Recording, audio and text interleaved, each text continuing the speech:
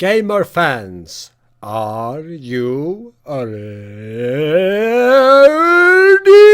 for some fantasy esports? To win the thousands and maybe even the millions without the fear of real war, bloody war. Play at Alpha Draft. No need to put your cans in the air. Just put your cash into Alpha Draft and see if you can become the powerhouse of fantasy esports. Gamer fans, hope you enjoy in fantasy gaming, and when the war is over, if you can win, then bravo! The topic of confidence is one which is tangentially discussed, referenced, mentioned all the time in interviews, in vlogs, by fans, by analysts. People say, oh, this guy didn't seem confident in his plays. When they win, they go, oh, they have so much confidence going into the next game. The players themselves will say, yeah, we lacked confidence in this game for some reason. Things weren't clicking for us. Oh, we could have upset them if we'd maybe had confidence. We come in the way we did in that last time. It's always talked about tangentially, and yet people don't get into the meat of it. They don't ever address, well, why do I feel confident in certain situations? They don't reference, why wasn't I confident now? What is the effect of confidence? How does confidence arise? It's always just put out there as though it was some magical extra element that's either present and everything goes great, or it's not there and that's the reason you lost. And as a result, you hear players speaking as if this is the number one priority for them. They seek confidence because in their mind, you see, they're remembering a time they were confident in practice or in a game before, or a time they upset someone, or the time they beat an opponent they should be. They're remembering what it was like to be in that situation, and they're not thinking what it was like and what the situation was and how they got there. They're just remembering emotionally how they felt. And they remember what it was like to feel confidence. That's what they're describing this feeling as, confidence. And they remember that they felt unstoppable and everything worked and they trusted their teammate to make plays and they knew that they'd make plays and everything was going to happen and they were going to win. And even if the opponent was good, they felt like they could overcome the opponent. And as a result, players will always reference this as if it's what they need. And they'll say comments in interviews or vlogs or Twitter, like, oh, if we're confident, then we'll be able to beat this particular opponent. But again, they never give any of the criteria or the parameters for how such a scenario would occur or why it would occur or why it didn't occur. They never get into that. And as a result, it's become a kind of superstition almost. And it's put out there as this vague term, this vague state that you enter, but there's no explanation. And they haven't really thought themselves of how they get there, how they've been there in the past and what can get them there in the future. It's just this superstitious thing of like, oh, things are working now and we're confident, so these are great. And then suddenly when we're losing, oh, there's no confidence and oh, how do we get that back? And oh, what's going on in the team?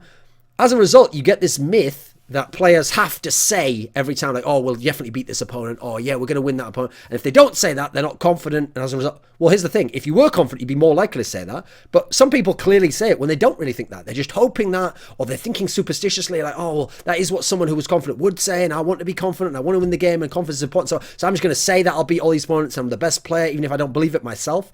The problem I have with the whole confidence issue is that I feel like the way it's most often presented as though all the rest of what is possible in the game and your success in your career comes once you have confidence. I feel like that's getting the cart before the horse, to use that English idiom. As in, obviously, you need to have the horse pulling the cart, right? Not the cart pulling the horse. So as a result, what's happening here, in my opinion, is people aren't acknowledging that when they don't feel confident, that's actually because they lack a reason to feel confident. Think about that. There's a great quote, okay, by a guy called Jack Ramsey, Dr. Jack Ramsey, and he was a legendary American basketball coach, and he was the coach of the Portland Trail Blazers, who won the 1977 NBA title with Bill Walton famously as their like MVP type player in that title run. And he had this quote that said, "True self-confidence is constant and won't evaporate under pressure." Now the key point there is that notion that it's constant. As in, you don't have to one day be, oh, I'm confident today, oh, I'm not confident next day. And more importantly, when you're in the big match, the one that you might be worried about in other circumstances, the one where you could lose, the one where you're up against everything, if it's true self-confidence, it'll still be present. It won't just evaporate. It won't just disappear. And you won't be like, oh, well, I wasn't confident, or, we didn't come into the tournament with a lot of confidence. That won't be the case. So as a result, that's true self-confidence. The rest is kind of like just, first of all, like picking and choosing when your game was on and then you say that's confidence, or it's superstition of hoping you can be confident or blaming things on that. The point to be made here is the reason why it can be constant and why it won't evaporate under pressure is because, think about it this way, the teams who are the best and the players who are the best are confident because they have everything in place to mean they should be confident. What reason would they have, conversely, not to be confident? I mean, they're at the peak of their game. They know that as a team, they're a good unit, as in they're not just good players, not just good players in a team, but they're good players within this team, and they see connections between each other, or even people who don't get along emotionally or on some personality level maybe play well together or play off each other or can do different roles that don't have to interact in a negative sense. So as a unit, they work together. They have roles that are established. Everyone knows what they're supposed to be doing, and they probably have a track record of success, of wins, of good performances, of practice that seemed fruitful, whether that's winning or just improving, so that when they come into a tournament, they have a reason to be confident. It wasn't that they had just confidence and then all these other things flowed from the confidence. It's the other way around. So as a result, a key element, obviously, is preparation. It's knowing what to do. When you're prepared and you know what to do, then when things happen, they're a problem to be solved. They're not like, oh, what do I do now? And, oh, I feel out of my comfort zone and I'm worried. And, oh, how do I get myself to this level and do something I've never accomplished before? If you've done things before, you know what it takes to accomplish them. It's more like, how do I get there rather than like, what do I do? So here's another great quote for you. And this is from a former women's college basketball coach called Patricia Sue Summit, rather. And this quote says, "Confidence is what happens when you've done the hard work that entitles you to succeed." So confidence comes from putting in the work that makes you a good player, a more refined player, a more prepared player, and then you are confident because, like I say, you know what can happen, what you can do, and you know what you probably have to do to win, or you know what you have to do to get a chance in this game. So as a result, if you refine your technique, you work on the small, fine motor aspects of your game, get that as good as you can, get comfortable in that sense so you know what your skill set is and what tools you can then apply to the game. Also, practicing decision making, small details, correcting little mistakes. When you've done all these things, then you understand the flow of the game and you understand what your role can be within the game and how you can affect the game. Likewise, practice as a team, practice that's undertaken with purpose. When you've practiced in the sense, even if you lost a lot of the games, you understand how the game is going to play out and how your game is going to play out and then how opponents will play. And so as a result, there's no fear of the unknown because it's not unknown. Now, it doesn't mean you'll win the game. It doesn't mean they can't just destroy you. It doesn't mean you'll actually be able to have success. But because you know it, the fear of the unknown's gone. And therefore, you can be confident in as much as you're like, right, well, if I can do these things that I know I can do and that will put me in a position to be successful, then there's a good chance I can succeed. There's no reason to worry now about what he's doing to me or what I'm not able to do, because in this particular scenario, it's more of a known quantity. So known qualities of opponents, of situations you can be in, of what you're capable of, what it takes to get into situations, what it takes to accomplish what you want to do. These are the things that get rid of lack of confidence and give you confidence, even if you're in a losing game scenario. Now, it's obviously not as simple as just being confident. Like, if it was that way, it would be some magical charm. People got confident. I mean, this makes it sound like the juice out of that movie that had Tupac in it in like the early 90s or whatever that was. Like, oh, I got the juice now, man. So you've got some like secret vibe magic going on that makes you like the pimp daddy. Like, think about this. It's not as simple as just being confident, because we all know everyone celebrates confidence when you're confident and you win and you dominate the opponent. What they don't bother to talk about is there's plenty of teams that are confident and then play an opponent and they should probably beat the opponent on paper. They've got better players than the opponent. They may even be playing better than the opponent at one point in the game. And they're so confident. And when you know what happens, they lose the game. They get upset. They defeat you in a shocking fashion. They're confident. They go into the scenario. Yet still they lose. Still they lose the 1v1. Still they lose in a certain situation where they were favored, where things seem to be going so well. In that scenario, no one blames confidence because everyone's seeking confidence as this magical, like, be-all, end-all solution to everything, that if you feel confident, you're invulnerable and on and knew everything that was going to happen. They never mentioned when they were confident and it went to shit and you got upset and it all went wrong and you were overconfident or you imagined you knew what was going to happen. They don't mention any of that stuff. So, even great teams who in other circumstances are confident can lack confidence against specific opponents. That's another detail to it. Especially if that opponent is dangerous against them. So, okay, a team like Astralis in CSGO. Astralis in CSGO is famous for always rocking group stage, nearly always getting to semi-finals. But in semi-finals and finals, it's not just that they're bad in semis and finals. It's that in semis and finals in Counter-Strike Go, you tend to play about 2 or 3 different teams because they're the best teams in the world and they're who you're going to meet at that point. And those teams, if they're very dangerous for Astralis, such as Envious, for example, they tend to lose to envious a lot, and you can see they're more afraid then. They're lacking confidence when they play them there, even though they had confidence otherwise. It wasn't just this magical quality that came out of them and the way their mind is and belief and all this stuff. I love my teammates and all that sort of tertiary bullshit, which may be a part of when you are feeling confident, how you think about it and how you connect it, and the extra feelings that come wrong, the corollaries, but it's not the cause of it. And it's not the main thing you should be focusing on. Likewise, your emotional state, how confident you are. I actually think in this sense of confidence, remove just confidence though and ask what your emotional state is. I think that actually, if you can learn to interpret and reflect upon it, becomes a guide to understanding the inner landscape. When I say the inner landscape, I actually mean having a sense for what on a subconscious level, below just what the conscious mind is thinking right now, the very few simple things. It's actually what like the supercomputer of your body, your brain, is telling you its interpretation of the matches. Like if you're not feeling confident against a certain opponent, that's probably because they're beating you a lot. That's probably because they have the tools to beat you. They're in good form. You have issues when you play against them. You still haven't quite figured out how to beat them. You've practiced, but that isn't quite working out. You've played them. Things you've tried haven't worked out. That's actually not a terrible scenario that you don't feel confident there. That's a warning sign. That's saying, listen, what we're doing before didn't work. The way we were approaching the game before didn't work. Our mentality didn't work. We've got to change things up. If you don't listen to it, you go, no, I've got to be confident. I've got to believe I'll win. You won't be improving that scenario. You won't do the error checking. You won't change your approach. You won't be able to get in a position where you can win against that opponent. There's the fact that if you're very good, but there's some underlying concern. So, for example, some things go wrong on this map, or we're not sure here. I think I can do this, but if there's one thing goes wrong, it'll all go to shit. That's also what you're going to see manifest through how you feel in this particular respect. Now, confidence is obviously a good thing in as much as you don't want to lack confidence. That's the biggest issue to me, is if you lack confidence. Whether you feel very confident, I think, is less important.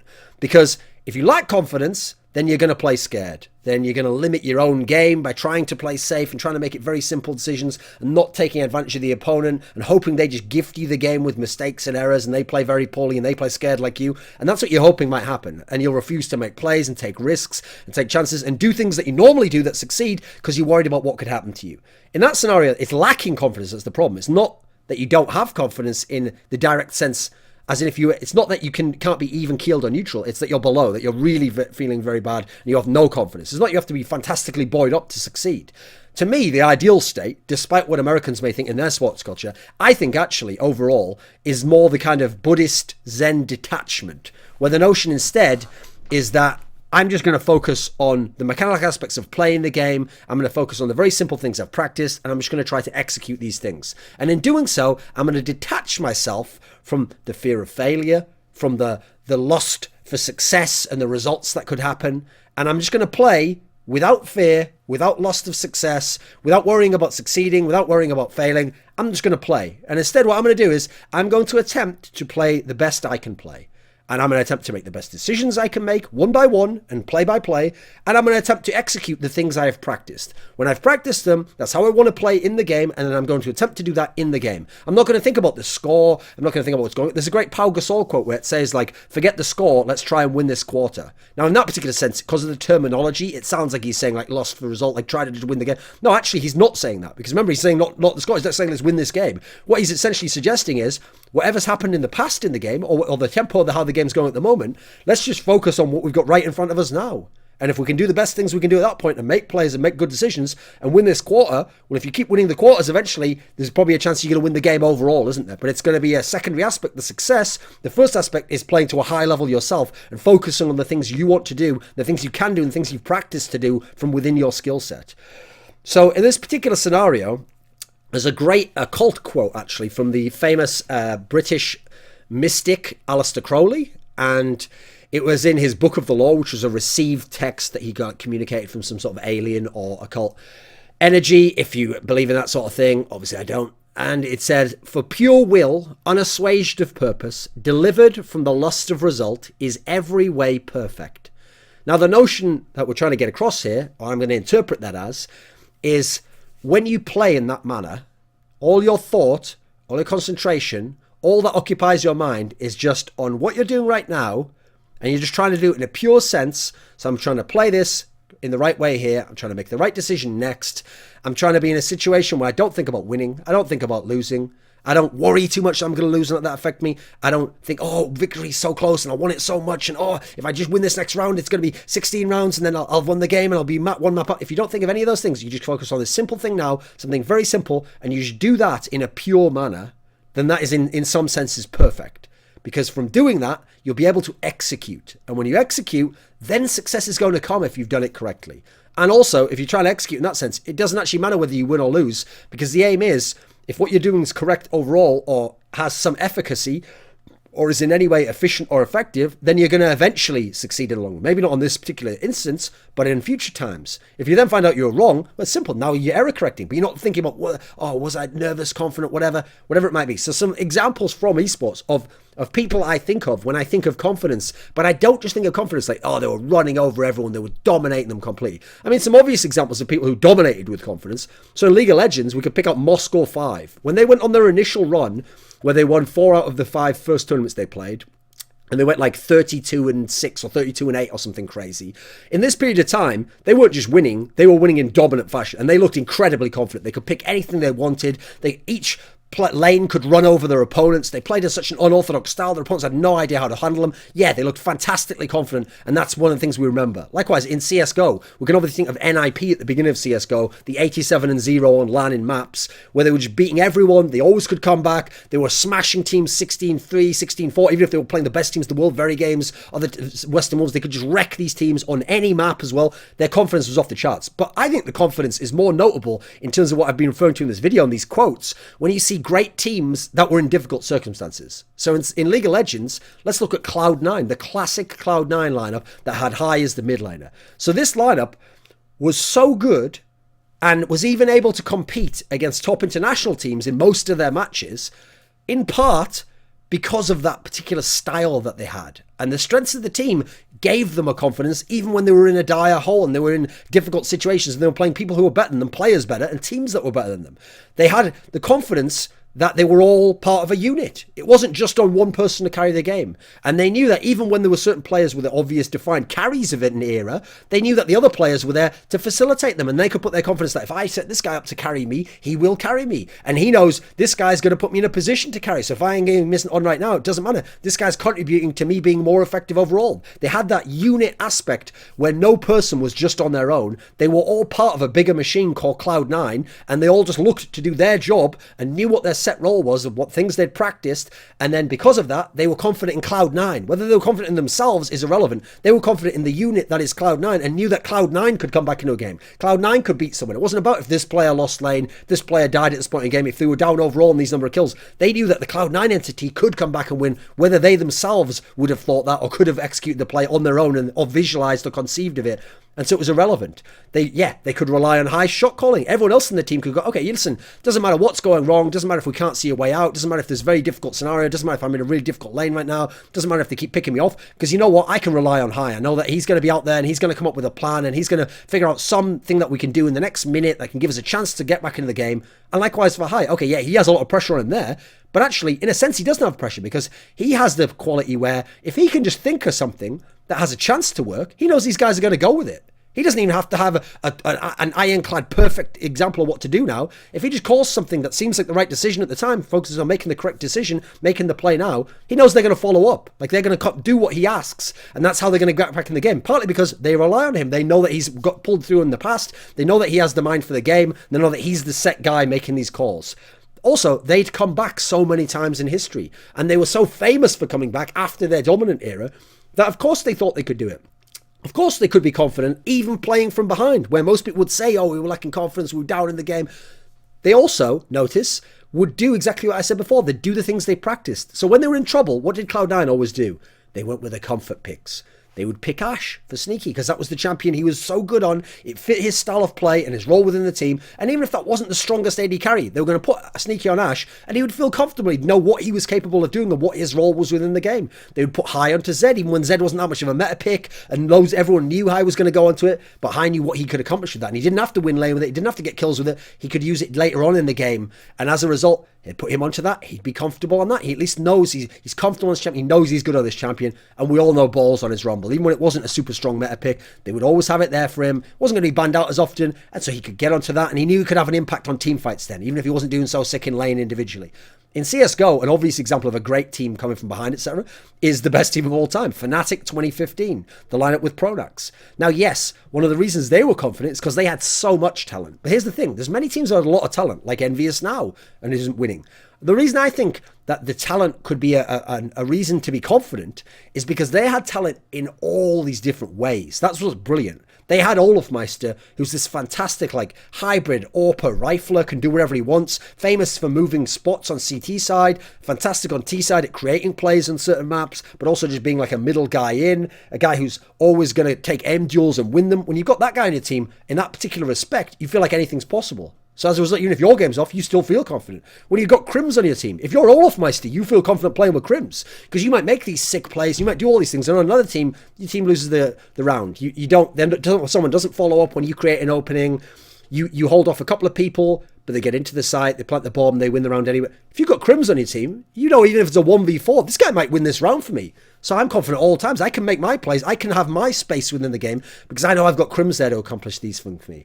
If you're Crims and you play this very standard style, and you're Olafmeister and you play these other spots, well, what about JW?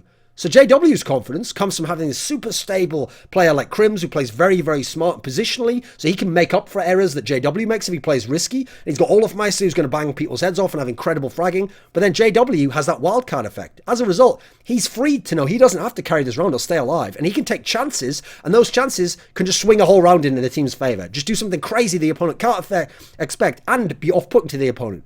And then you have Flusher, who at the time was a supportive player, but had had a history as this fantastic clutch round player. And obviously on pistol rounds, with his CZ, is going to do something crazy every now and then and get you back into a round that you're supposed to be on a 4 spy or a half eco.